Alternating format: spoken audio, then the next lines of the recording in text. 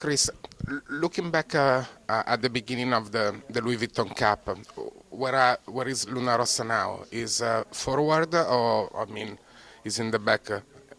Respect when you thought at the beginning. I mean, are you happy about the results of the first part of the races? Um, no, obviously we all want to win, and we're not going to be happy when we're not winning. But we're pleased with with how we've evolved, and we said we wanted to be at our best for the semis, and I really think that we've done that, and we showed much better performance as far as boat speed, up and down, wind down handling goes in the last race against Team New Zealand, and we've showed some more development since then in our training. So we're very pleased with how things are moving, and we managed to make some really nice decisions on the things that we put on the boat, the add-ons that we always knew were coming, and we look forward to sailing with them, and think we've got a nice refined package that we've spent a long time working on our boat, obviously, and making it as good as possible. And yeah, we're really looking forward to putting that in place in the semis. Talking about the speed, it looks clear that they are faster, as you said, upwind and downwind. But talking about the pre-start situation, even their maneuverability is better than a Luna Rossa's one.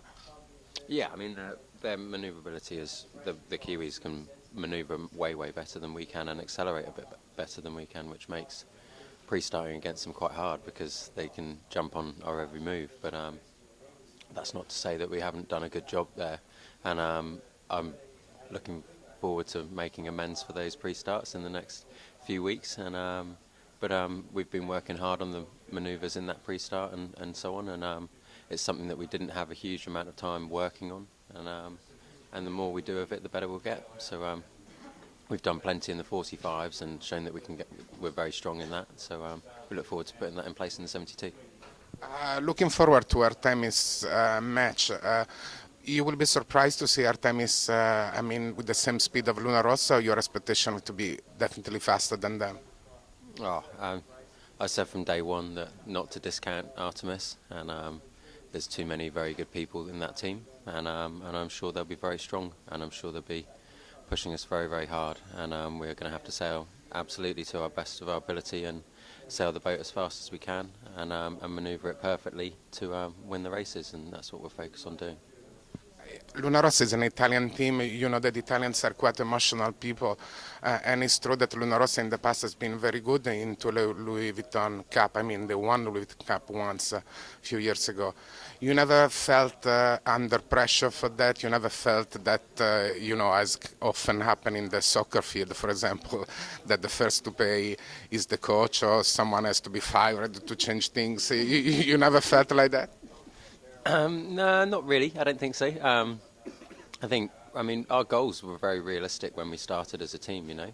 Our goal was to be competitive going into the semi-finals, and we started late, way behind everybody. I mean, when we first started our campaign, Artemis were putting wings on boats already, and everybody else had their designs on paper and so on. So we started very late, and our original goal was to be competitive in the semis, and we're probably ahead of where our original goal was, and that has always been outlined by Max, and obviously we all see that there was nice opportunities there, and it's always obvious to try and jump ahead of where your original goal was set, but that was our original goal, and that's what we plan on putting in place.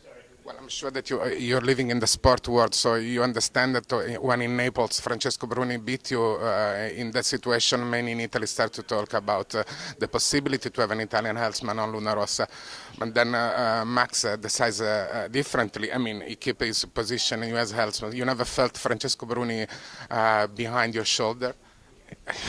You can go and put Francesco on the helm if you want, see how he goes sailing a 72 for the first time. The boats are way beyond anything that you guys can imagine, and it doesn't take a day to learn to sail them. But if that's the situation that we get put in, then it's absolutely fine, you know. Francesco's shown that he can do everything, and him and I have 100% respect for one another, and I love having him standing next to me, calling the shots, and I'd love to do the same for him, whatever happened. So it's not really something that crosses my mind. I know that the boats are very hard to sail, and I think it's probably difficult for people to appreciate that, and it doesn't take a day to learn to sail a foiling 72-foot boat. It takes a long time, and the Kiwis are showing that they've mastered that, and we're working hard to master it ourselves. And the more time we do on the water and the more productive we are, the better we'll get.